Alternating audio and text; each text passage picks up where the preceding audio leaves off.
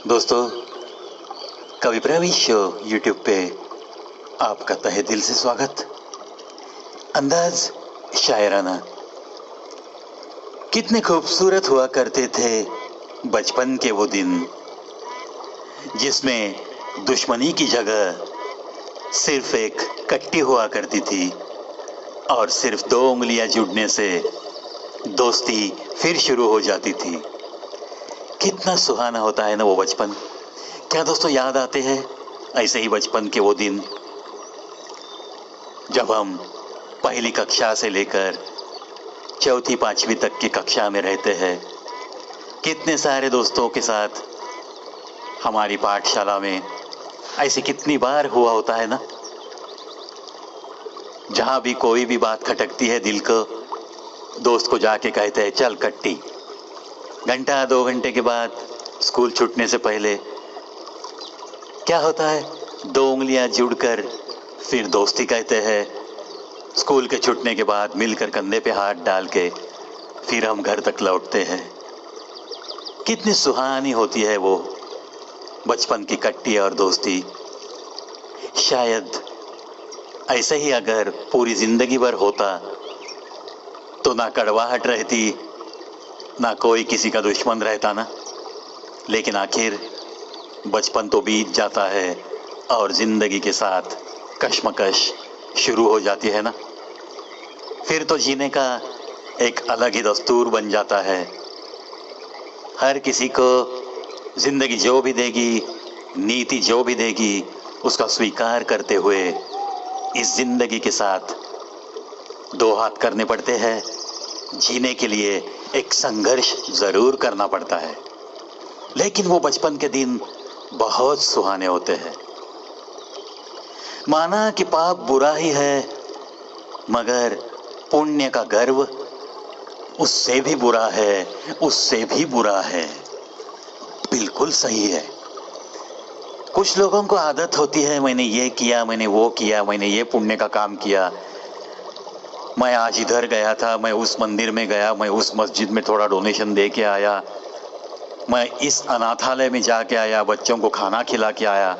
ऐसी बातें बस करते रहते हैं। अरे करो भाई, जो कर्म ऐसे करते हो ना, वो बोल के दिखाने की जरूरत नहीं है।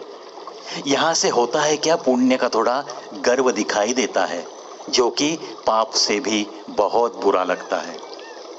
चलो कोशिश करेंगे, अगर दान धर्म भी करना है, किसी के ऊपर उपकार करने हैं, तो बात करके दिखाने की जरूरत नहीं है। हाथ की लकीरें भी कितनी शातिर है, कमबख्त मुट्ठी में है मगर काबू में नहीं है। कैसे काबू में रहेगी? किसकी लकीर में क्या लिखा है किसी को कुछ पता नहीं। और आगे जाके ऐसे भी कहते हैं कि अरे तकदीर नसीब ऐसी कोई बात ही नहीं होती, क्योंकि जिनके हाथ नहीं होते उनकी भी तकदीर होती है। वो भी बात सही है। हाथ की लकीरें भी कितनी शातिर है, कमबख्त मुट्ठी में है मगर काबू में नहीं। अल्फाजों को संभल कर जुबां पे लाना, क्योंकि उन्हें मिटाने का, जुबां से मिटाने का जरिया अभी किसी को मिला नहीं। क्या बात है। इसीलिए तो कहते हैं ना दोस्तों की बात जुबान से और तीर कमान से एक बार निकल गया तो निकल गया। जुबां से जब बात होती है, बात निकल जाती है, तो सोचा कीजिए कि वो कड़वी बात ना हो। अगर उसमें कुछ कड़वाहट है तो सुनने वाला नाराज हो सकता है, वहां आपका रिश्ता खराब हो सकता है।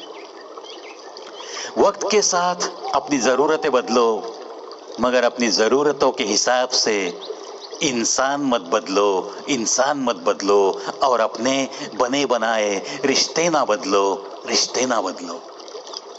वक्त के साथ जो भी रिश्ता बदलता है, वहां रिश्ता रखने की कोई भी जरूरत नहीं। अगर आप पर आता हुआ संकट देखकर कोई भाग के जाता है, चाहे वो कितना भी अपना क्यों न हो, फिर उसे अपना कहने की जरूरत मत करो।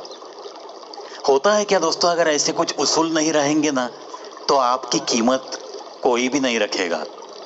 जहां भी जाओगे आपका अवमान ही होगा।